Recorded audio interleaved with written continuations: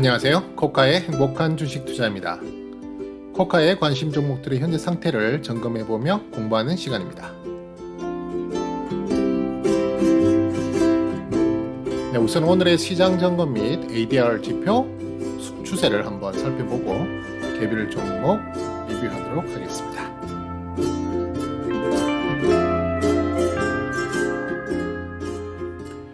네, 오늘 옵션 만길이었죠. 네, 특별하게 큰 변동성을 보이는 장이 아니어서 무난히 넘어간 그런 장이었습니다. 물론 막판에 이제 선물 조금 매도세가 나오긴 했지만은요.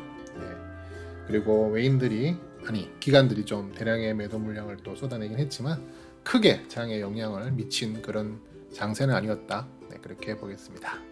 네, 우선 ADR 지표, 그다음에 시장 점검 한번 해보도록 할게요.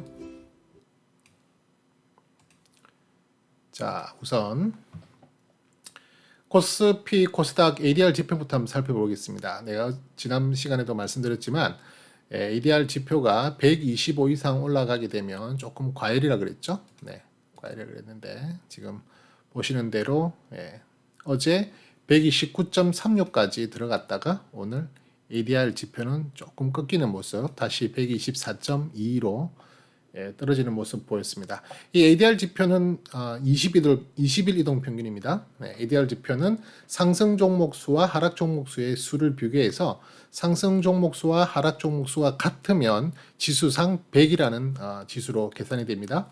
그리고 상승 종목 수가 더 많으면 이제 101, 102, 103 이런 식으로 100보다 더 높은 수치가 되는 거죠.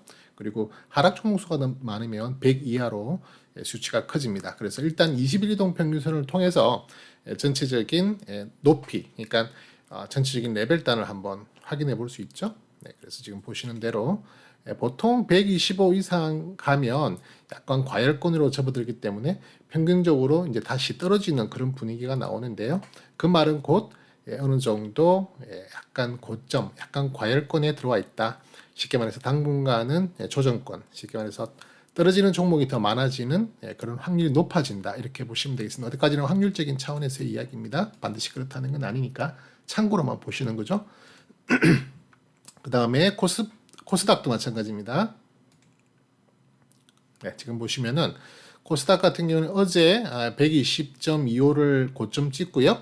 그 다음 오늘 이제 114.66으로 20일 이동 평균이 조금 하향하는 모습을 보였는데 이 또한 마찬가지 대충 한 120 정도 라인에서 항상 고점이다, 약간 과열권에 들어간다 이렇게 보시면 되겠고요. 밑으로는 보통 85 정도, 80 정도 밑으로 떨어지면 약간 이제 저평가가 아니라 좀 침체 국면, 그렇게 이해하시면 되죠. 그래서 그 120 또는 125 또는 85 밑으로는 85 또는 80 정도의 범위 안에서 이 20일 이동 평균이 주로 왔다 갔다 하신다고 보시면 됩니다. 물론 이렇게 특별한 경우도 있어요. 그죠? 230까지 올라갔은 적도 있었는데 예전에 이제 작년 코로나 사태 이후에 급락 후에 급등세를 보일 때 그때는 정말 강한 반등을 보였기 때문에 이례적으로 이런 상태를 보이기도 하지만 그렇지 않은 대개의 경우에는 이렇게 120이나 밑에는 80 정도 사이에서 왔다 갔다 하는 모습을 보입니다. 그러니까 지금 이제 120단에서 맞고 떨어지는 구간이기 때문에 조금 조정 구간에 들어갈 수 있다. 뭐 올라간 게 있다고 벌써 조정이냐 그럴 수 있지만 최근에 보시면은 코스닥도 지금 상당히 많이 상승세의 기운을 만들어줬죠. 어느 정도 조정파가 나올 수 있습니다. 조정파가 나온다고 해서 지수가 마냥 훅 떨어진다는 의미는 아닙니다. 이 ADR 지표와 이 주가 지수는 완전히 다른 이야기입니다.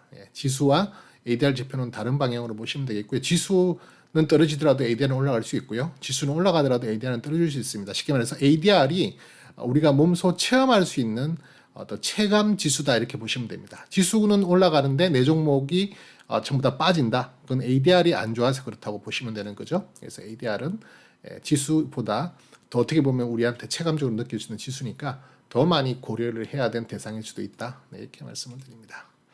자, 그리고 제가 관리하는 노트를 잠깐 보면은요. 오랜만에 보여드리는 것 같죠? 네. 오랜만에 보여드려도 저는 하루도 빠지지 않고 일기 쓰듯이 복귀를 합니다. 지금 오늘 같은 경우에 코스피 지수는 3143불 26. 그동안에 쭉 상승세를 보여왔죠. 여기 보시면 제가 빨간색 테두리로 되어 있다는 것은 추세가 상승 추세에 있다는 겁니다. 상승 추세에 있다는 거 단기적인 어떤 그런 부분이긴 하지만 단기적으로 상승 추세에 있었고 오늘 이제 드디어 하락 추세로 좀 전환을 하는 부분을 보이고 있다. 코스닥은 그에 반면에 이제 하락을 쭉 보이다가 상승 3일, 하락 이틀, 오늘 다시 상승으로 그런 기운을 보이고는 있는데요. 이 자체는 그냥 어떤 추세의 단기적인 추세의 한 파워의 에너지상의 어떤 추이를 보이는 거기 때문에 뭐 참고 정도로만 하시고 가는 정도의 수준이지 이 자체가 뭐 어떤 중요한 어떤 변곡점을 표시하는 것은 아닙니다. 자, 그리고 오늘 같은 경우에는 487종목이 오르고 352종목이 내렸죠. 그래서 이야기입니다. 그러다 보니까 ADR은 134.79로 나왔죠. 그러니까 올라간 상승 종목수가 더 많다는 얘기죠. 그리고 오늘 보시면은 코스피 같은 경우에는 중형주 위주의 상승을 보였고요. 코스닥 같은 경우에는 대형주 위주로 상승세를 보였다. 다시 말하면은 에너지적인 측면에서 봤을 때는 코스닥이 오늘 코스피보다 더 좋았다. 물론 지수적으로도 코스닥이 오늘 좀 더 많이 올랐죠. 그러니까 항상 이 대형주 쪽의 에너지로 주도하는 것이 사실은 지수의 상승에 더 큰 도움이 된다. 그렇게 보시면 되겠습니다. 그리고 저는 개인적으로 이제 10점 만점을 주고 점수를 부여하는데 현재 코스피, 코스닥 둘 다 현재 10점 만점에 10점입니다. 그러니까 무슨 말이냐면은 이것도 참고 사항인데 저 같은 경우에는 현금 비중 없이 거의 주식 비중을 100% 들어가도 상관없다고 할 정도의 수준이다. 그만큼 현재 달리 말하면은 그러니까 지수가 고점까지 아주 과열적인 부분까지 물론 단기적인 이야기입니다. 과열적인 부분까지 들어왔다. 그렇게 보시면 되겠죠. 차트를 잠깐 볼까요? 차트 잠깐 다시 보면은 자 지금 보시는 화면은 코스피의 일간 차트인데요. 코스피 일간 차트인데요. 크게 보면 레벨 단위 지금 레벨업 구간에 있죠. 코스피는 지금 전혀 매매를 하면 안 된다 종목으로 치면 그런 상황이지만 지수니까 뭐 그거는 상관이 없고 일단 어쨌든 강한 상승의 에너지를 그대로 유지하고 있다. 11월, 12월 달에 1월 달까지 강하게 이은 그 상승의 추세를 현재는 좀 옆으로 기간 조정을 보이고 있는 그런 상태다. 이렇게 보시면 됩니다. 그래서 지금 뭐 안 좋은 그런 장이 아니죠. 최근에 또 올라가고 있죠. 그죠? 거의 한 열흘 정도 계속 올라가고 있는 모습을 보이고 있는데요. 주간 차트 보시면은 주간 차트도 지금 계속 좋은 모습을 보이고 있고요. 12주선을 계속 노란색 선 12주선을 절대 이탈하지 않고 이 선을 이탈하지 않고 잘 가고 있다. 그죠? 그다음에 스토캐스틱 에너지 차트도 보시면은 지금 주간에 해당하는 스토캐스틱도 우상향하고 있고요. 일간은 지금 제법 과열권에 들어갔습니다. 그죠? 아까 ADR 지표상에서도 어느 정도 과열이 약간 감지되고 있죠. 그래서 당분간 좀 이렇게 하향할 수 있는 그런 모멘텀도 지금 만들어지고 있다. 그런데 이게 만약에 종목이라면 이렇게 하락하는 그런 에너지 값에서 주간 스토캐스틱 값이 좋으니까 어떻게 되죠? 종목으로 치면 더 사모을 수 있는 그런 조정을 잘 이용해서 눌림목을 잘 이용해서 오히려 그동안 갖고 싶었던 종목들을 더 추가할 수 있는 추미할 수 있는 그런 상태가 되는 거죠. 그래서 이 조정이 그렇게 나쁜 조정은 아니다. 항상 주가라고 하는 것은 아래로 위로 이렇게 들락날락하면서 가는 거기 때문에요. 그죠? 계속 올라갈 수는 없는 겁니다. 어느 정도 올라가면 또 쉬기도 하고요. 그 쉬는 조정 구간을 잘 이용해서 내가 원했던 물량을 좀 더 확보할 수 있는 그런 상황으로 갈 수 있는 거죠. 코스닥 마찬가지로 우선 주간 차트부터 보면 3주 전부터 4주 전부터 지금 이제 12주선을 뚫고 다시 또 올라오는 모습이죠. 한동안 살짝 이탈했다가 코스피보다는 역시 코스닥이 변동성이 좀 심하죠. 조금 더 아래로 위로 오르락 내리락 하는 그 힘의 세기가 더 변동성이 더 큽니다. 항상 코스닥은. 그래서 조금 이탈을 했다가 3월 중순쯤에 이탈했다가 다시 재진입하는 모습을 보이고 있고요. 지금 거의 5주째 계속 상승하는 모습을 보이고 있죠. 일간 차트 레벨단 지금 3층에 위치하고 있습니다. 좋은 모습 계속 보이고 있고요. 후행 스팬, 그 다음에 일목균형표 스팬 구름대 다 위에 있죠. 매물이 지금 많이 없기 때문에 상승 탄력이 붙으면 제대로 올라갈 수 있다. 그렇게 볼 수 있겠습니다. 스토캐스틱 마찬가지죠. 네, 주간 코스피와 마찬가지로 주간 스토캐스틱 힘 에너지 좋죠. 심지어는 주간 스토캐스틱 지금 이제 초과일권으로 들어가려고 하는 모습. 이게 작년 12월 달 올해 1월 달까지 보였던 그런 모습이죠. 네, 이렇게 되면 여기에 들어가면 그때 상승폭은 더 크게 나올 수 있습니다. 그래서 제가 사실은 코스피보다 코스닥을 더 좋게 보는 이유가 여기 있죠. 예. 그 다음에 일간 스토캐스틱도 지금 상당히 과일권에 들어가 있는데요. 조만간에 이제 조정이 한번 나올 수 있겠죠. 그 조정권을 잘 이용해서 그 동안에 종목을 사고 싶었는데 못 사, 너무 비싸서 못 샀던 그런 종목들이 조정이 잘 나오면 오히려 살 수 있는 그런 기회로 잡을 수 있겠다. 네, 그렇게 볼 수 있겠습니다. 자, 그 다음에 제 노트상에 단기로 보는 HDR 보시면은 ADR 보시면은 지금 5일 이동 평균인데요. 5일 이동 평균 같은 경우에는 자, 이런 어떤 레벨을 정하죠. 레벨을 정해서 그 레벨상에서 왔다 갔다 하는 이동을 보시면 되고요. 현재 위치가 어디쯤이냐. 지금 어느 정도 레벨의 중간 밑에 있죠. 그래서 앞으로 올라갈 수 있는 여력은 많다. 물론 뭐 단기적으로 조금 더 여기서 지지부진한 모습을 보이다 올라갈 수도 있겠지만 지금 일단은 바닥 그다음에 윗부분 아랫부분을 찍고 올라가고 다시 바닥에 내려왔다가 다시 올라갈 수 있는 그런 타이밍의 사이클이다 이렇게 볼 수 있겠죠. 그 사이에 코스피 지수는 계속 이렇게 올라가는 우상의 모습을 보이고 있습니다.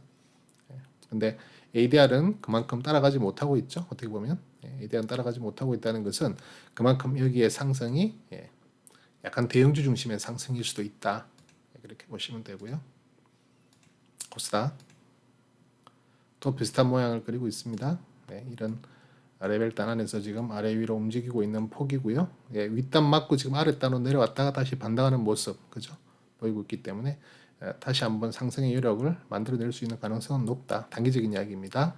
조금 더 중기적으로 보시면은 코스피 33일 이동 평균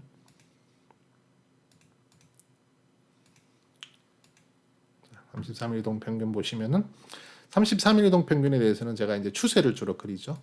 추세 라인을 그리는데 대충 이런 추세 라인을 그릴 수 있겠죠. 주가는 지금 현재 상당히 가파른 상승을 보이고 있습니다. 그죠? 그런데 33일 평균은 그렇게 못 따라가고 있죠. 그러니까 그만큼 대형주 장세로 지금 올라가고 있다. 코스피의 대형주 중심으로 올라가고 있다. 이렇게 보시면 될 것 같고요. 코스닥도 마찬가지입니다. 그죠? 추세적으로는 이런 모습을 지금 보이고 있는데요. 코스닥 지수는 지금 가파르게 올라가고 있습니다. 그죠? 그만큼 코스닥도 대형주 위주의 상승세를 보이고 있다.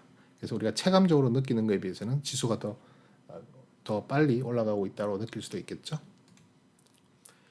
자, 이렇게 일단 ADR 지표 한번 확인했고요. 종목 들어가겠습니다. 그런 것을 바탕으로 오늘 첫 번째 종목은요. 아프리카 TV 한번 살펴보도록 하겠습니다. 자, 지금 보시는 화면은 아프리카 TV 제가 관리하는 실적 관리하는 노트죠. 아프리카 TV는 최근에 실적 발표한 것을 한번 보면은요. 2월 8일 날, 그죠? 작년도 2020년도 실적이 발표됐고요. 영업이익과 매출액은 컨센서스 대비 조금 더 양호한 모습을 보였고 EPS는 조금 떨어지는 모습을 보였습니다. 그래도 기본적으로 뭐 컨센서스에 크게 벗어나지 않는 컨센서스에 부합하는 그런 모습을 보였고요. 실질적으로 컨센서스는 마지막 컨센서스가 한 18% 정도 2019년 대비 상승할 것으로 봤는데 막상 뚜껑을 열어보니까 24% 성장을 보였다. 어느 정도 좋은 결과를 가져나왔죠. 가져나왔고. 그 다음에 2021년 보시면은 계속 이렇게 핑크색, 그죠? 컨센서스가 계속 상향하고 있는 과정에 있습니다. 영업이익, EPS, 매출액 할 거 없이 지금 계속 컨센서스가 좋아지고 있다. 그 다음에 작년 실적 대비 올해 실적은 약 36% 정도 상승할 것으로 종합적으로 판단되고요. 실질적인 증가폭도 약 한 219% 정도 성장할 것으로 보이기 때문에 상당히 양호하다. 그래서 2021년 올해까지도 이 아프리카 TV는 실적을 믿고 한번 가져가도 충분히 되는 자리다. 그다음 ROE 보시면은 30.78이에요. 보통 ROE는 10부터 더 상승을, 그러니까 10보다 더 높아지면 그때부터는 실적을 잘 만들어내고 있다. 이 회사가 돈을 잘 벌고 있다고 보시면 되는데요. 지금 10은 뭐 훨씬 넘었고요. 그죠? 30.78까지 올라갔으니까. 그리고 최근에 컨센서스를 봐도 계속 상향하고 있는 모습을 보이고 있기 때문에 이 회사의 실적은 계속 좋게 전망이 되고 있다. 점점 더 성장성이 확보되고 있는 그런 상황이다. 그렇게 보시면 되겠고요. 2022년도 866억 영업이익 예상하고 있죠. 그리고 EPS, 매출액도 다 좋게 예상을 하고 있고요. 그리고 컨센서스도 지금 보시면 다 수치가 다 증가하고 있죠. 실적 전망이 점점 좋아지고 있다는 겁니다. 그래서 올해 대비 내년은 약 한 26% 성장할 것으로 예상하고요. 그다음에 실질적인 증가폭은 마이너스 2%, 뭐 거의 비슷한 수준입니다. 저는 실질적인 증가폭은 마이너스 10 정도까지는, 마이너스 10%까지는 크게 문제로 보지 않습니다. 마이너스 10%까지는 어느 정도 성장성이 유지되고 있다. 물론 마이너스 10이 된다는 전제 조건은 실제적으로 그 성장성이 일단 확보가 된 상태에서 실질 증가폭도 마이너스 10%까지. 플러스면 더 좋죠, 그죠? 플러스면 더 좋지만 마이너스 10%까지는 괜찮아 보인다. 그렇게 이해할 수 있겠습니다. 그 다음에 가치평가 기준, 가치평가는 PER을 기준으로 하는데요.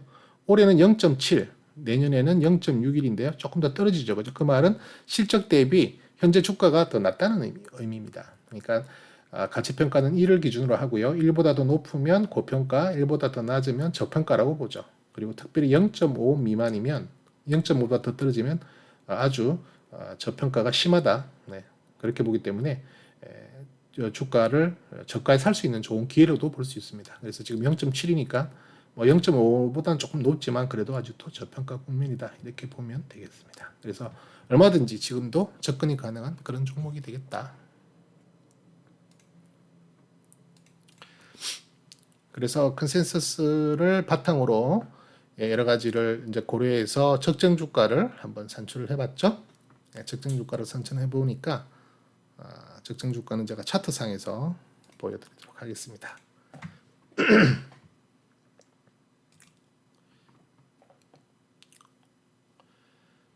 자, 보시는 화면은 아프리카 TV 주간 차트인데요. 주간 차트에 제가 적정 주가를 표시를 해뒀는데요. 적정 주가 같은 경우에는 지금 올해 2021년 실적 컨센서스를 바탕으로 했을 때 적정 주가는 92,821원입니다. 92,821원. 근데 지금 92,821원은 현재로서는 최고가가 형성됐던 86,000원보다도 더 높은 가격이기 때문에 제가 지금 표시를 할 수가 없어요. 차트상에. 그래서 여기다 위에다 그냥 메모를 해놨는데 92,821원이 적정 주가고요. 밑에 보시면 파란색으로 나와 있는 이게 2021년 적정 주가의 하단 밴드입니다. 54,470원. 그 다음에 고점 밴드는 11만 3,678원으로 계산되어 나오는데요. 여기서 뭐 밑에 있는 작은 단위까지는 볼 거 없고요. 그냥 92,000원, 92,800원 정도 또 11만 3천원 뭐 이런 식으로 단위를 보시면 되죠. 그래서 11만 3천원과 밑에 있는 5만 4천원 사이를 2021년은 움직일 수 있는 구간이다. 이렇게 보시면 되겠습니다. 절대적인 수치는 아니고요. 그 다음에 증권사들이 컨센서스로 내고 있는 증권사들의 목표 주가는 95,286원입니다. 95,286원. 그러니까 제가 예상하는 적정 주가보다는 조금 더 높은 편이죠. 95,286원이니까 달리 말해서 아직까지도 아프리카 TV는 상승의 구간에 룸이 충분히 남아 있다. 그렇기 때문에 조정 시 얼마든지 접근해서 끌고 나갈 수 있는 자리다. 아까도 보셨지만 2021년 올해 또 2022년 내년까지 계속 성장성이 어느 정도 확보가 되고 있죠. 물론 중요한 것은 그 확보된 컨센서스 성장성을 매 분기 실적 발표 때마다 확인해 가시면서 가야죠. 그죠? 무작정 좋으니까 나는 그대로 믿고 갈 거야? 아닙니다. 이 기업 환경, 영업 환경이라는 것은 시시때때로 변할 수가 있죠. 언제 어디서 악재가 터질지 모르고요. 무슨 사고가 터질지도 모르는 그런 상황이기 때문에 항상 지켜보면서 모니터링을 하는 게 주식 투자의 기본입니다. 그냥 방치해두면 안 되신다는 거죠. 매일 이렇게 휴대폰을 들여다보고 매일 내가 하는 나의 업을 뒤로 한 채 거기에 그냥 빠져서 그렇게 하실 필요는 전혀 없지만 그래도 최소한 주간 단위라도 또 더 바쁘면 월간 단위라도 그 회사의 차트도 보시고 또 실적도 확인해 가시고 뉴스나 다른 여러 가지 재료 테마도 한번 점검해 가시면서 가는 게 주식 투자의 기본이죠. 그거 하시는 게 주식 투자죠. 아니면 주식 투자 하시면 안 돼요. 직접 투자하시지 말고 펀드 하세요. 간접 투자. 맡겨야죠. 전문가들한테 맡겨야죠. 그죠? 밥만 먹고 그것만 하는 사람들한테 맡겨야지 뭐 내가 뭘 한다고 그걸 합니까? 하지만 난 그 사람들보다도 내가 직접 함으로써 내가 더 큰 보람도 찾고 또 왠지 한번 도전해보고 싶은 그런 마음으로 한번 해보겠다. 그럼 직접 투자로 가는 거죠. 우리나라 사람들 특히 남한테 맡기고 가는 거 별로 안 좋아하잖아요. 그죠? 미국 같은 경우에는 사실 직접 투자자가 거의 없습니다. 제 주위에 봐도 제가 다니는 회사에서도 제 주위에 주식 투자를 직접 거래하는 사람 없습니다. 저밖에 없어요. 그러니까 이상하게 봅니다. 주식 투자를 직접적으로 트레이닝을 한다 그러면 이상하게 봐요. 그만큼 다 간접적으로 이렇게 펀드에 가입이 돼 있죠. 보통 뭐 IRA 연금이라든지 이런 쪽으로 다 그런 부분, 뭐 우리나라로 치면 퇴직자 연금 같은 그런 게 워낙 프로그램이 잘 돼 있기 때문에 그래서 금융 선진국이잖아요. 그죠? 그런 부분이 좀 차이가 나지만 어쨌든 중요한 것은 어차피 내가 직접 투자할 거라면 공부하시고 모니터링 하셔라. 그리고 배우시라 계속. 저 같은 유튜브들이 요즘 많잖아요. 그죠? 책들도 요즘 워낙 많이 나오고 있고 충분히 공부하실 수 있는 환경이 된다. 자, 그래서 일단 아프리카 TV는 그러한 여력을 바탕으로 이제 기술적으로 한번 보자면은요. 일간 차트. 자, 레벨단 확인하겠습니다. 게시판에 댓글로 이 레벨단을 어떻게 그리느냐라고 여쭤보신 분이 한 분 계셨는데요. 제가 요거는 한번 요청하신 대로 그 부분에 대한 거를 꼭 그 부분뿐만이 아니라 여러 가지 코카의 전략들, 코카는 무엇을 어떻게 시장을 바라보고 또 어떻게 종목을 선정하며 또 실질적으로 어떻게 전략을 짜고 또 어떻게 그 전략을 대응하는지를 제가 기회 될 때 하나하나 영상을 준비해서 올려드릴 텐데요. 예, 항상 마음은 있는데 몸이 따라주지 않고 시간이 안 됩니다. 근데 하여튼 시간을 내서 어차피 여러분들하고 같이 가는 걸로 마음을 먹고 이렇게 같이 가고 있는 또 여러분들에게 어느 정도 가이드를 제시하고 이렇게 방향성을 드리는 입장에서 그런 부분을 한번 같이 공개해서 여러분들하고 같이 한번 가는 시간을 준비를 해보겠습니다. 일단 레벨단 보시면은요. 모르면 상당히 어려운 듯 보이는데 알고 나면 별거 아니에요. 그리고 간단합니다. 간단한 내용들을 가지고 제가 좀 설명드리는 거예요. 자, 이런 레벨단이 만들어져 있고요. 그죠? 이 레벨단에서 3층, 2층, 1층으로 구분할 수 있겠죠? 현재 위치는 3층입니다. 그죠? 3층이기 때문에 신규 접근하시기에는 조금 부담스러운 자리겠지만 얼마든지 이미 있으신 분들, 이런 자리에서 물량을 모으셨던 분들은 얼마든지 비중 확대를 충분히 하실 수 있는 아직 구간이다. 그죠? 레벨업이 시작 안 됐잖아요. 그죠? 레벨업이 시작 안 됐기 때문에 충분히 가져가 볼 수 있는 자리다. 특히 오늘 또 어제 그제 이렇게 3일 동안 좀 상승세를 보여줘서 기분이 좋죠. 저는 아프리카 TV를 갖고 있거든요. 그렇기 때문에 좋은 모습을 보여서 잘 간다 이렇게 칭찬해 주는 종목인데 자 스토캐스틱 보시면은 주간 스토캐스틱 한 3월달 내도록 좀 침체 안 좋은 조정기를 보였죠. 그죠? 조정기를 보였 이런 조정기 자리에서는 가급적이면은 매매를 안 하시는 게 좋습니다. 추세가 지금 하향하고 있는데 매매하시는 거는 해도 큰 재미가 없다. 언제부터 그러면 매매를 할 수 있는 자리가 되느냐? 바로 주간 스토캐스틱이 골든이 나고 상방으로 자리를 잡아 나갈 때 그죠? 이럴 때죠. 자, 그러면 현재 일간 스토캐스틱이 줄기차게 올라가고 있습니다. 그래서 최근에 주가가 며칠 동안 올라가고 있는데요. 올라간다고 따라잡는 것은 고점에 물릴 수 있는 확률이 높기 때문에 절대적으로 하지 말라. 그죠? 저는 가급적 양봉보다는 음봉 출현했을 때의 비중을 늘리는 전략을 말씀드리죠. 그 말씀은 무슨 말이냐면은 결국 일간에 해당하는 스토캐스틱이 고점까지 갔다가 과열권에 들어갔다가 다시 조정받을 때, 조정도 바로 조정받는 그런 자리가 아니라, 그죠? 데드가 나고 한 3일 정도 기다려 보시라. 이걸 예로 들면 데드가 났잖아요. 그럼 저는 이때 어떻게 보면은 경우에 따라서 물량이 너무 많으면은 일부 비중을 조절합니다. 일부 익절을 하죠. 그래서 데드 크로스가 나고 3일째 이후인데 그게 이렇게 50 이하로 떨어졌을 때부터는 매수 접근을 합니다. 그때 매수를 하기 위해서는 바로 이 내용을 살펴보죠. 그때의 주간 스토캐스틱 에너지가 살아있다면 추매를 들어갑니다. 근데 이때는 엄밀히 말해서 주간 스토캐스틱도 조금 안 좋은 모습을 보이고 있죠. 그죠? 월간도 마찬가지고. 약간 하방하는 모습을 보이기 때문에 이때는 관망. 들어갈 필요가 없는 겁니다. 그러다가 계속 보시다가 지금같이 이렇게 올라가는데 이제 기회가 한 번 더 올 수 있겠다 찬스를 잡는 거죠. 이게 올라갔다가 떨어질 때 주간 스토캐스틱이 좋은 힘의 에너지 방향을 보여준다. 월간도 연간도 물론 참고할 필요 있지만 특히 중요한 것은 주간 스토캐스틱이죠. 그때 물량을 더 모을 수도 있겠다. 그죠? 그리고 뭐 심지어는 신규도 접근 가능하죠. 언제?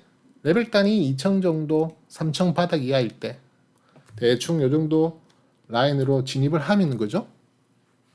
얼마든지 신규로도 접근 가능한 자리가 되는 거예요. 이 부분부터 떨어지면. 여러 가지를 고려한다는 거죠. 단순히 하나의 스토캐스틱만 보고 가는 게 아니라는 거죠. 여러 가지를 고려한다는 겁니다. 제가 지금 설명을 이렇게 간단하게 드리지만 저는 뭐 보조적으로 여러 가지를 다 봐요. 뭐 그렇게 깊이 있게 중요한 비중으로 보지는 않지만 RSI, CCI 다 본다 그랬잖아요. 그죠? 이런 것들 다 봅니다. 다 고려하고 OBB, MFI 다 보고요. 심지어는 헤이킨 차트도 보고요. 다 봐서 종합적으로 더 추매 가능, 이제는 좀 부분 익절, 비중 조절 이런 식으로 판단을 하는 겁니다. 그죠?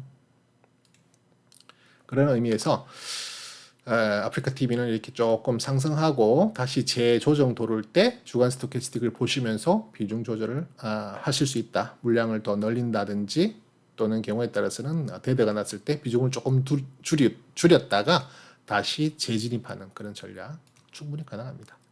나는 그런 대응이 너무 힘들어. 너무 그렇게 자주 모니터링을 할 수 없는 입장이다. 그러면 큰 틀만 보고 가시면 돼요. 큰 틀만 보시고 가면 되고 그럴 때는 이제 주로 일봉 차트보다는 주간 차트, 주봉을 더 많이 고려하시는 게 좋다. 최소한 나는 4주 이동 평균을 또 중요하게 보고 있죠. 4주 이동 평균 여기 보시면은 색깔적으로는 핑크색 라인이죠. 4주 이동 평균선 제일 중요하게 보고요. 단기적으로. 그 다음에 정말 중요한 12주 노란색 이동 평균, 12주 이동 평균선. 그 다음에 빨간색 점선으로 되어 있는 26주 이동 평균선. 요 세 가지 라인을 정말 중요하게 봅니다. 특히 12주선 이상, 12주선을 무너뜨리면 그때는 일단 추세가 변화가 된다라고 볼 수도 있고요. 26주 이동 평균선을 이탈한다? 그러면 일단 이 종목은 일단 죽었다. 일단은 접근 금지로 봅니다.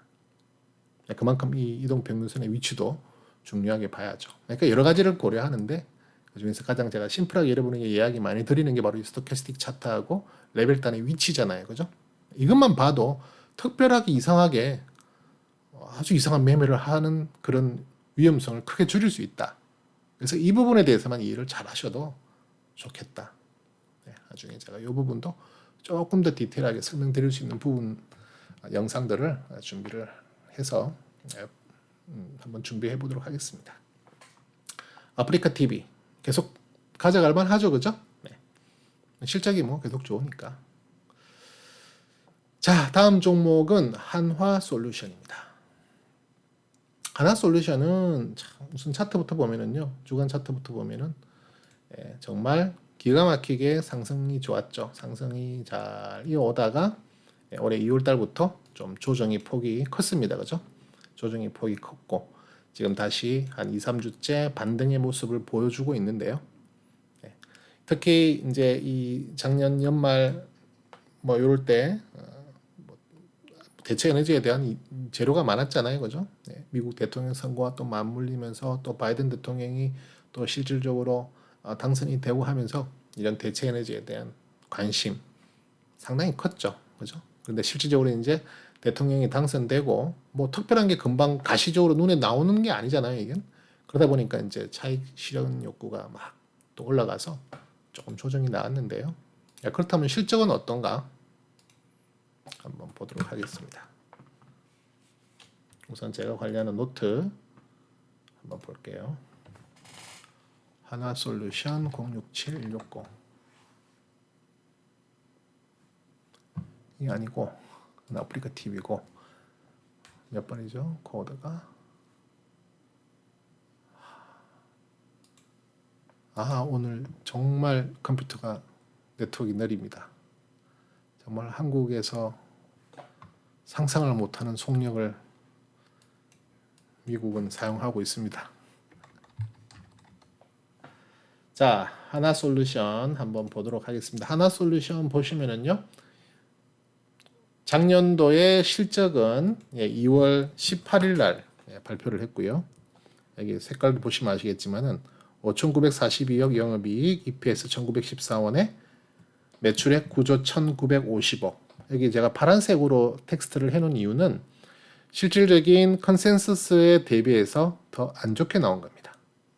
더 안 좋게 하락하는 모습을 보였다. 실질적으로는 132%의 성장성을 예상하고 있었는데 막상 뚜껑을 까보니까 97%밖에 성장을 안 했어요. 물론 성장은 했습니다. 그죠? 성장은 당연히 했죠. 성장을 했기 때문에 2020년에 그렇게 주가가 잘 갔겠죠. 그죠? 여기 보시면은 성장을 했어요.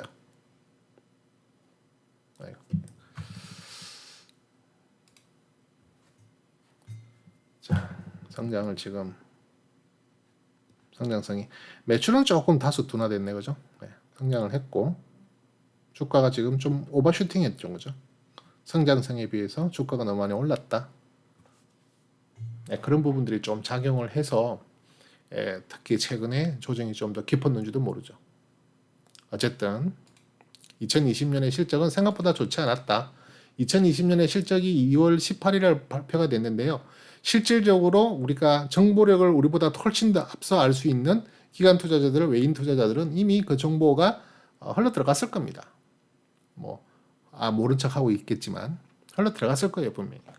자, 그런 상황에서 얘네들은 2020년 실적이 생각보다 저조하네? 라는 부분에 대한 그러면 2020년 실적 대비 주가가 너무 많이 오른 거 아니야? 라는 생각을 가질 수가 있겠죠. 그렇기 때문에 어느 정도 주가의 조정폭이 나올 수 있다. 그럼 이제 중요한 것은 앞으로 그게 이제 일부 반영이 됐다고 보고요. 앞으로 2021년 올해에 그 다음에 내년의 실적 전망은 어떻게 될 것인가? 실적 전망 못 믿겠죠, 그죠? 이렇게 차이가 나잖아요. 그죠? 이렇게 차이가 나잖아요. 컨센서스는 6,775억인데 5,942억으로 줄 수 있다니까요. 그래서 2022년 올해 내년도 실적 전망을 그대로 100% 믿을 수는 없지만 그래도 방법이 없잖아요. 그거 외에는 우리가 실적을 유추해낼 수 있는 방법이 없기 때문에 컨센서스 리포트들을 확인할 수밖에 없는 거죠. 2021년은 작년 대비 올해죠. 작년 대비 60% 성장성이 예상되고 있고요. 실질 증가폭도 140%. 아주 성장성이 큰 겁니다. 내년 2022년은 성장성이 좀 다소 둔화되죠. 11% 성장. 성장은 하지만 60%, 97%에 비해서는 많이 떨어지잖아요. 그죠? 그리고 결정적으로 실질 증가폭이 마이너스 64%가 됩니다. 자, 그러면 하나솔루션은 내년에는 실적이 많이 성장성이 둔화가 될 가능성이 많다. 그죠? 그러면 올해 이렇게 성장성이 좋은 2021년에 기본적으로 하나솔루션은 충분히 가격 상승을 누리고 즐기고 빠져나와야 되는 수도 있습니다. 물론 그 다음 해에 또 2022년, 2023년 또 실적을 또 이렇게 쭉 계속 모니터링을 해봐야 되겠지만 현재로서는 그렇다는 겁니다. 그러니까 전략을 짤 때 내가 2022년까지 끌고 가야지 라는 기분보다는 2022년에 실적이 반영되기 시작하는 올해 2분기 말 3분기 정도까지 하나솔루션을 한번 트레이딩을 해봐야지 하는 전략을 세우는 게 훨씬 더 안전하다는 거죠. 2022년 실적이 앞으로 시간이 갈수록 더 좋아져서 실적 전망이 더 좋아져서 이런 부분이 완전히 해소가 된다면, 그죠? 이런 부분들이 더 좋게 해소가 된다면 그때는 다시 또 전략 수정을 할 수 있는 거죠. 하지만 현재로서는 그렇다는 겁니다. 2021년에 가치평가는 0.41이죠. 0.5보다도 낮은 거기 때문에 저평가 국면이라고 볼 수 있고요. 내년은 어떻습니까? 적정하다. 지금의 주가 수준이 내년 실적 전망을 바탕으로 했을 때 적정하다. 그렇기 때문에 여전히 올해보다는 내년을 더 위험하게 생각해야 되는 거죠. ROE는 뭐 10%대니까 나쁘지는 않죠. 계속 상승하는 쪽으로 전망이 나오고 있고 나쁘지가 않습니다. 그걸 바탕으로 컨센서스를 한번 계산해 보면은요. 적정 주가 2021년의 적정 주가 이건 잘못됐네. 자, 2021년의 적정 주가는 43,246원입니다. 여기 초록색으로 되어 있는 라인이죠. 그죠? 이 라인. 지금 현재 가격의 위치가 거의 비슷한 수준에 와 있죠. 48,550원. 그 다음에 여기에 빨간색 라인 57,890원이 2021년 실적을 바탕으로 예상할 수 있는 적정 주가의 상단 밴드. 밑에 있는 파란색 선인 22,272원이 적정 주가의 하단 밴드입니다. 쉽게 말해서 올해 2021년 여기서부터 시작했는데요. 올해 2021년은 낮게는 이 정도 부근에서 높게는 이 정도 부근으로 왔다 갔다 할 수 있는 영역권에 있다. 자, 그러면은 지금 차트를 보시면 아시겠지만 이미 올해 1월 달에 적정 주가의 상단 밴드까지 타치를 했습니다. 어떻게 보면 목표 달성, 그죠? 목표를 달성한 부분이 됐던 거예요. 그리고 나서 아까 말씀드렸다시피 2월 초순경에 실적 발표가 됐잖아요. 2020년에 실적을 발표했는데 2020년 실적이 썩 좋지가 않았다. 물론 좋았는데 컨센서스, 그동안에 좋을 거야 애널리스트들이 사업 리포트, 기업 리포트를 계속 내면서 거기에서 예상했던 컨센서스 대비 별로 안 좋았던 거예요. 그러니 당연히 거기에 대한 충격이 파가 나오게 되는 거죠. 조정이 나오는 겁니다. 물론 하나솔루션만의 일은 아니었어요. 지금 대체에너지, 태양열에 관련된 다른 여러 종목들을 이렇게 확인해 보면 거의 비슷한 추세를 만들었다. 왜냐? 이때 너무 큰 기대감으로 올라갔기 때문에 기대감이 커지고 주가가 올라가잖아요. 그러면 그 종목, 그 산업, 그 업종을 분석하는 애널리스트들조차도 업이 됩니다. 너무너무 좋게 보여요. 아니, 잘 가고 있는 종목을, 잘 가고 있는 섹터 업종을 안 좋다라고 용기 있게 말할 수 있는 애널리스트들이 얼마나 많을까요? 그러니까 더 좋게 설명을 하고 주가는 거기에 발 맞춰서 계속 더 상승의 기운을 보이게 된다. 그랬는데 뚜껑 열어보니 아니다. 충격파 당연히 나오죠. 전혀 이상한 조정파가 아닙니다. 왜요? 2021년 그죠? 상단 밴드를 타치했잖아요. 그리고 지금은 적정 주가 수준으로 다시 밀려 있습니다. 이게 이 하락 파동이 더 밑으로 와서 밑에 있는 22,000원까지 내려와도 이상하다라고 물음표를 달 수 없어요. 이렇게 내려와도 그럴 수 있어. 왜? 여기까지도 내려올 수 있는 폭을 가지고 있다는 겁니다. 여러 가지 실질적인 내용을 가지고. 이 회사가 뭐 스텝이 꼬인다든지 재료적으로 무슨 문제가 있다든지 하면 이만큼 떨어져도 이상한 게 아닐 수 있다는 거예요.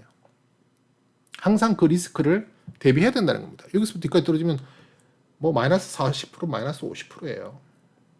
지금부터. 조심해야죠, 당연히. 그러니까 그런 부분들을 모니터링 계속 해 나가야 된다는 겁니다. 기술적으로. 그죠? 그래서 현재는 2020년 실적 적정 주가 수준에 와 있지만 제가 볼 때는 그 상승 여력이 물론 2021년 적정 주가를 한번 보면은요. 2021년의 적정 주가를 보면 2022년이요. 47,405원. 그죠? 그 다음에 2023년의 실적 전망을 컨센서스에 의한 적정 주가를 보면 56,144원이잖아요. 계속 올라가요. 올라는 가요. 점점 그 레벨단이 올라가기 때문에 그 레벨단을 놓고 본다면 중장기적으로는 충분히 갈 수도 있는 종목이죠. 하지만 단기적으로 봤을 때, 그러니까 스윙 전략으로 봤을 때 이게 계속 2022년까지 상승만 이어가지 않을 가능성이 많다. 그 말은 조정을 잘 이용해서 충분히 스윙 전략으로 들어가면 이익 극대화를 할 수 있는 상황으로 갈 수 있다. 그 말인 거죠. 그죠? 아까 보신 대로 2022년, 2023년의 실적 컨센서스에 의한 특정 주가는 점점 좀 높아지고 있잖아요. 그럼 계속 올라가겠죠. 근데 이게 바로 여기서 이렇게 올라가느냐? 그게 아닐 수 있다는 거죠. 이렇게 올라가는 척 하다가 다시 밀렸다가, 그죠? 다시 또 올라갈 수도 있고. 그 그림은 아무도 알 수가 없는 거잖아요. 그 방향성은. 그런데 실적에 대한 어떤 내용들을 자세히 살펴보면, 컨센서스를 이용해서 자세히 살펴보면, 그죠? 성장성이 2022년은 분명히 어느 정도 한계가 온다. 성장이 이렇게 가다가 이렇게 둔화가 된다. 그럼 주가도 좀 그렇게 되지 않을까요? 같이 간다고 봤을 때. 또 정확하게 평행선 이론으로 갈 수는 없지만, 그죠? 그렇게 보면은 올해 2021년 내에 이 하나솔루션에 좀 이익을 극대화하고 나오는 것도 일단은 현재로서는 가장 좋은 전략이 될 수 있겠다. 좋게 봅니다. 올해 하반기까지는요. 그때까지 충분히 이익을 더 극대화시키고 나오면 되는 거잖아요. 그런 관점으로 항상 어디에 메모해 두시거나 기록해 두시고 접근할 수 있는 종목이다. 다시 이 58,740원이 고가인데요. 역대 역사 사상 최고가였죠. 그죠? 사상 최고가인데 이 사상 최고가를 돌파하고 다시 올라갈 수 있는 여지도 분명히 있어요. 그만큼은 폭을 노리고 간다. 갈 수 있겠다. 그동안 조정폭이 좀 심했으니까. 그죠? 일간 차트상으로 보면 레벨단 확인해 볼게요. 예, 지금 보시는 바와 같이 조정폭이 좀 깊었습니다. 그죠? 세 번 만에 조정이 됐어요. 조정폭이 깊다 보니까 어떤 상황이 출현했느냐면 레벨 다운이 만들어졌고요. 레벨 다운이 끝나고 이제는 레벨 스테이 구간이다. 레벨 스테이 구간인데 레벨 스테이 구간은 제가 이렇게 하늘색으로 칠을 한다 그랬죠. 이렇게 3층, 2층, 1층으로 이게 뭡니까? 그죠? 3층, 2층, 1층으로 구분할 수 있는 수준이다. 근데 지금 보시면은 3월 말부터 이 레벨단 상단을 돌파하고 올라가고 있죠. 상단을 돌파하고 올라가고 있는데 이 돌파하고 올라간 이 상승률이 레벨업 수준은 안 됐던 거죠.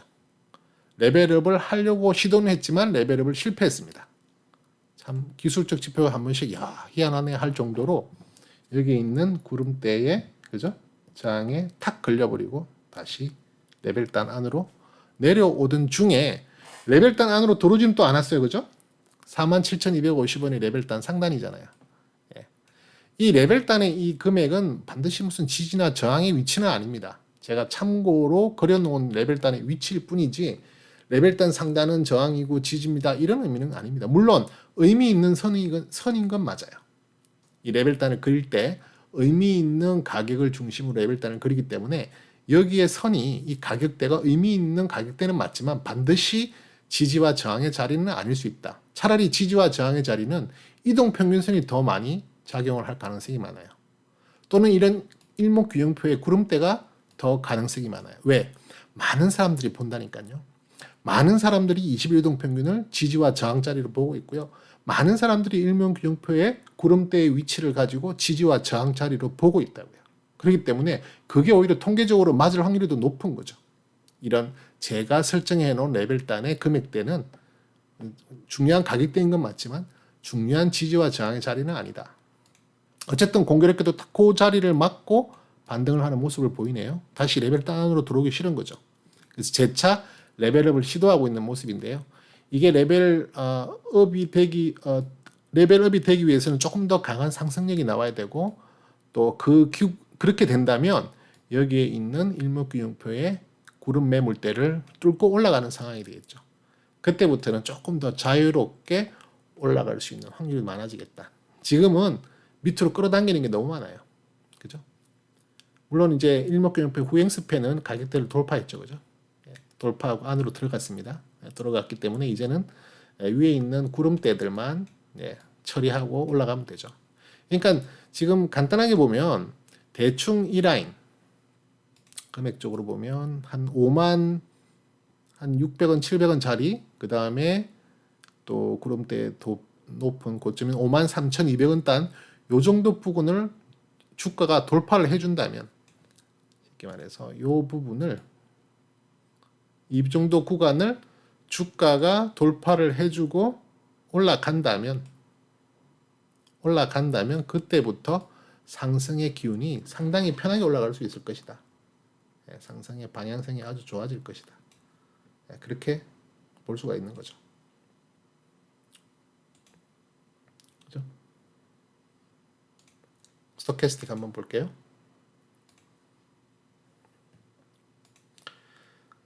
축축축축 조정을 많이 받았고 심지어는 주간 스토캐스틱 상의 침체기, 과침체기까지 파란색 선 색깔이 나왔죠. 지표상 15까지 밑으로 떨어진 겁니다. 상당히 심하게 침체가 됐던 부분이죠. 3월 초에. 그죠? 그랬다가 일간 스토캐스틱이 지금 강하게 두 번의 상승 에너지를 만들었거든요. 강한 상승파를 만드는데 그게 그대로 밑에 있는 주간 스토캐스틱에 영향을 줬습니다. 그래서 주간 스토캐스틱이 지금 상당히 좋은 방향으로 자리를 잡았죠. 자, 지금 이제 다시 상승파를 만들고 있는데요. 지금 상승파에 따라가기보다는 그죠? 상승파를 따라가기보다는 상승파 이후에 조정파 나올 때 이 주간 스토캐스틱의 위치를 보고 상황을 보고 물량을 늘려나가시는 것도 좋겠다. 물론 뭐 지금 어제 오늘 지금 이제 막 골든을 내려 그러잖아요. 이럴 때 아주 물량이 없으신 분들은 뭐 신규로 접근하시는 것도 뭐 조금 정도 보초병 정도 세운다는 느낌으로 조금 정도 접근하시는 것도 가능하겠지만 저 같은 경우에는 하나솔루션을 어느 정도 보유를 하고 있습니다. 많지는 않고요. 조금 보유하고 있는데 그럴 때는 물량을 늘려나가야 되잖아요. 그죠? 키워나가야 되잖아요. 키워나가야 된다는 입장에서는 이런 상승 파동 이후에 조정 파동 때에 물량 비중을 더 늘리면 좋겠다. 그렇게 볼 수 있는 거죠. 자, DMI 지표 아직 안 들어왔죠. 그죠? 위에 있는 D 플러스 값이 있고, 그죠? 빨간색 선이 D 플러스 값입니다. 그리고 여기 파란색 선이 D 마이너스 값이고, 그 밑에 있는 이 초록색 선이 ADX 값입니다. 제가 계속 반복적으로 설명을 드리는데, 처음 보시는 분이 있으시니까 그러는 거예요. 배열상으로는 D 플러스가, 그러니까 빨간색 선이 위에 있고, 가운데 ADX 값이 있고, 제일 밑에 D 마이너스 값이 있는 그런 배열의 순서가 가장 좋습니다. 예를 들면 이런 구간이죠. 그죠? 빨간색, 초록색, 파란색. 그런 구간이 지금 만들어져야 되는데 지금 현재로서는 ADX 값이 좀 많이 처져 있죠. 그만큼 지금 조정 하락 파동이 아직 안 끝났다는 겁니다. 여기 주가는 좀 올라가는 듯하게 보이지만 전체적인 추세 에너지는 아직도 돌려내지 못하고 있다는 겁니다. 조금 더 이 D 플러스 값이 힘을 내줘야 됩니다. 그리고 그래야만 이 ADX 값이 돌아나갈 거예요. 그리고 D 마이너스 값 밑으로 돌아나겠죠. D 플러스와 D 마이너스 값은 빨간색 선과 파란색 선은 대칭이라고 보면 됩니다. D 플러스가 올라가면 D 마이너스는 주로 내려옵니다. 반드시 그런 건 아니지만 보통은 그렇습니다. 그죠? 이렇게 D 플러스 값이 올라가면 D 마이너스 값 내려오죠. 그죠? 그때 위에 있는 선, 그러니까 지금으로 여기 예를 들면 D 플러스 값이 위에 있잖아요. 그 에너지 값의 추세가 이 ADX 값이라고 보시면 됩니다. 쉽게 말씀드리면은 D 플러스 값이 위에 있어? 오케이. 그러면 이 ADX 값은 D 플러스 값의 에너지의 세기를 보여주는 겁니다.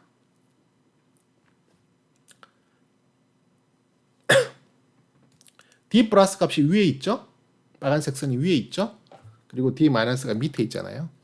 이때는 D 플러스가 위에 있기 때문에 여기에 있는 ADX의 에너지 값은 위에 있는 D 플러스 값의 에너지를 표해 주는 겁니다. 반대로 여기에 있는 것처럼 D 마이너스 값이 위에 있을 때는 그죠? 여기에 있는 ADX 값이 위에 있는 하방에 해당되는 D 마이너스 값의 추세를 보여주는 겁니다. 쉽게 말해서 좀 지우고요.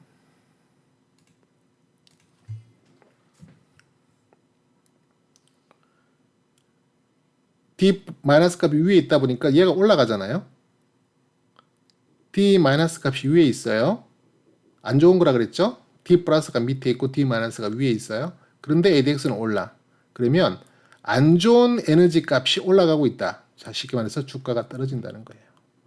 그게 DMI의 기본입니다. DMI 지표의 기본입니다. 그래서 지금 현재 D 플러스 값이 위에 있기 때문에 이 상승의 에너지 값, 그러니까 D 플러스의 에너지 값은 ADX 값을 보고 알 수가 있는데 ADX 값이 지금 밑으로 쳐지고 있잖아요.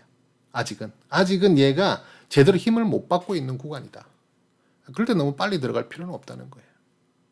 그렇기 때문에 아까도 설명드렸다시피 상승 파동 이후에 하락 파동 때쯤 되면 아마 DMI 지수 값도 어느 정도 ADX 값이 그죠? 올라갔을 확률이 높다.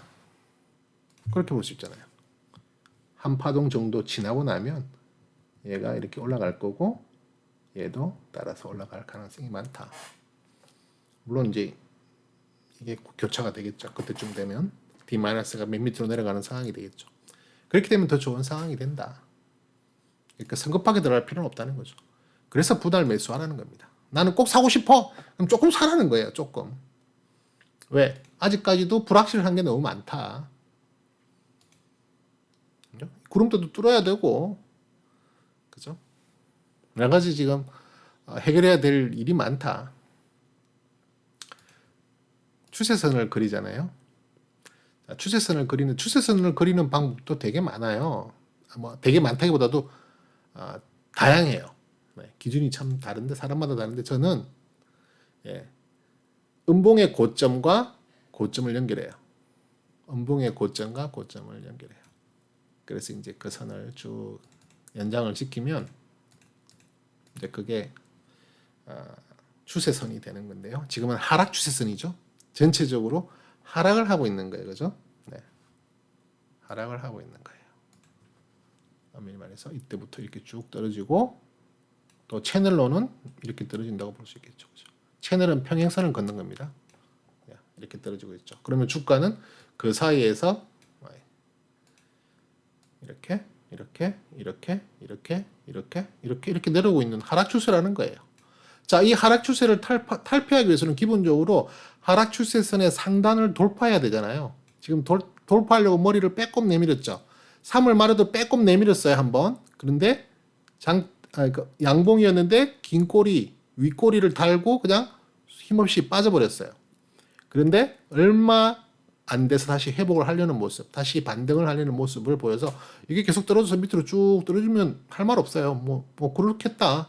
하락 추세상에서 하락 추세선 상단에서 하락 추세선 하단까지 내려갈 수도 있는 거죠. 뭐 그건 당연한 거 아니겠어요? 이렇게 올라갔다가 떨어진 적이 있잖아요. 이렇게 올라갔다가 떨어질 수 있다니까요. 그게 이상한 게 아니라고요. 그럴 수 있는 거예요, 충분히. 그런데 얘가 하락 추세선 상단을 빼꼼하게 머리를 치고 나오려고 하는 모습이 지금 계속 보인다는 것은 잘못하면 이게 추세가 오히려 이렇게 변하는 게 아닐까? 이렇게 변하는 게 아닐까? 그리고 얘가 이 사이에서 퉁퉁퉁퉁퉁퉁 노는 게 아닐까라고 할 수 있는 중요한 기로점이 있다는 거죠. 그래서 이런 추세선, 하락 추세선 상단을 벗어나는 이런 자리를 매수 사인으로 보시는 분들도 있어요. 이런 자리를. 아직까지는 좀 불확실한 부분이긴 하죠. 참 다양한 방법으로 접근하는 게 있습니다. 그래서 여러 가지를 입체적으로 이걸 주식을 처음 하시는 분들은 지금 무슨 소리 하는 거야? 이게 뭐 이렇게 복잡해? 이거 하나 겨우 알려고 했더니만 또 뭐 이게 나오네? 이게 나오네? 뭐든지 무슨 업종이든지 저는 원래 컴퓨터 프로그래머 출신이에요. 지금은 이제 나이가 있다 보니까 이렇게 실질적으로 필드에서 뛰는 프로그래머는 아니지만 그런 출신이었는데 뭘 하나를 이렇게 모르면은 너무너무 어려워 보이는데요. 그걸 알고 금방 이해를 하면은요. 별거 아니야. 내가 저거 때문에 저렇게 고민을 했었어? 저것 때문에 내가 힘들어하고 열심히 공부하고 그렇게 했던 거야? 알고 나면 별것도 아니었던 건데?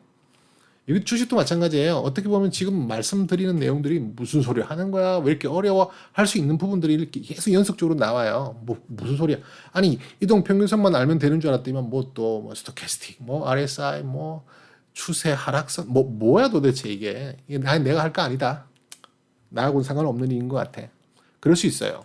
그게 잘못됐다는 게 절대 아닙니다. 충분히 그럴 수 있어요. 근데 조금만 더 신경 쓰고 조금만 더 익숙해지는 속에서 내 걸로 받아들이고 공부해보도 하시고 나면 그거 야 그거 갖고 그렇게 폼을 쟀던 거야? 별것도 아닌 이론 가지고 정말 간단합니다. 그 이론 자체는 되게 간단해요. 그 이론을 가지고 어떻게 적용하고 그 적용된 걸 가지고 어떻게 내가 행동으로 옮길 수 있는지, 내가 짜놓은 전략을 어떻게 망설임 없이 행동으로 옮길 수 있는지, 나 여기는 손절 칠 거야. 이래서 정했단 말이에요. 여기에 와서 이게 깨지면 손절을 칠 수 있는 그 행동이 중요한 거라고요. 그 행동을 하기 위해서는 수없이 많은 경험이 필요하게 돼요. 행동을 안 했더니 어떻게 되는 거? 비참하게 깨지는 경험들을 몇 번 해보면 이때는 정말 하는 게 맞구나. 경험적으로 알게 되는 거예요. 이렇게 하락 추세선이 있는데 여기를 돌파하면 올라갈 확률이 많은 건 내가 아는데 막상 손이 안 나갈 수도 있어요. 근데 지나고 나서 이만큼 주가가 올라가고 나면 그때서야 여기가 정말 매수 맥점이었네. 경험적으로 알게 되는 거예요.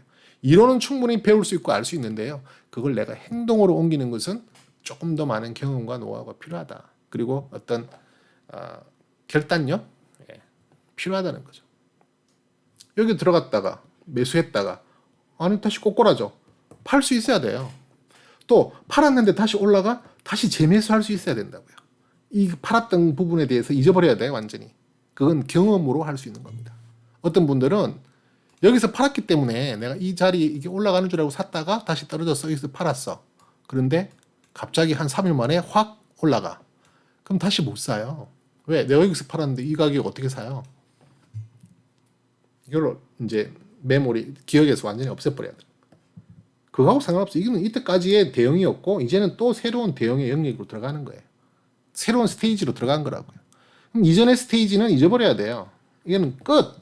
새로운 전략으로 들어간다는 거죠. 이런 내용들을 제가 경험으로 다 설명을 드리는 건데 하루아침에 설명드리기 어렵죠. 여러 번 반복적으로 설명드려야 되고요. 또 나름대로 조금 더 체계적으로 설명을 드릴 수 있는 그런 영상들로 준비를 계속 해보려고 지금 연구를 많이 하고 있습니다. 그래서 그거를 차분히 잘 따라오시면 천천히 내게 되고 그럼 나도 나만의 전략을 이제 세워봐야지. 그건 코카의 전략이고 코카의 방법이고 일단은 잘 모르겠으니 코카의 방법들을 한번 이렇게 보고 공부는 해보겠는데 이제는 나만의 전략, 나만의 경험이 더 씌워진 나만의 전략으로 바꿔서 만들어봐야지. 그래야 산다니까요. 그래야 이길 수 있어요. 나만의 전략이 없으면 지금은요. 지금 제가 이렇게 주식 투자를 하고 있는데 뭐 어떤 사람이 나한테 뭐라고 그래도 나만의 전략과 벗어나면 귀는 열고 들어는 봐요. 하지만 그거 내가 옛날에 경험했던 거야. 그렇게 하면 안 돼라고 판단할 수도 있는 나만의 고집, 나만의 어떤 전략이 이렇게 아주 단단하게 만들어져 있다고요. 그게 있어야 흔들리지 않고 갈 수 있고요. 그게 흔들리지 않고 가야만 결국에는 이익으로 연결될 확률이 높아져요. 저도 깨질 때 많이 깨져요. 벌 때도 많이 벌고 왔다 갔다 한다고요. 하지만 전체적인 추세적으로는 상승 추세를 갈 수 있는 방향으로 간다. 잔소리가 길어졌네요. 죄송합니다. 하나솔루션, 아프리카 TV 오늘 이렇게 두 종목 살펴봤고요.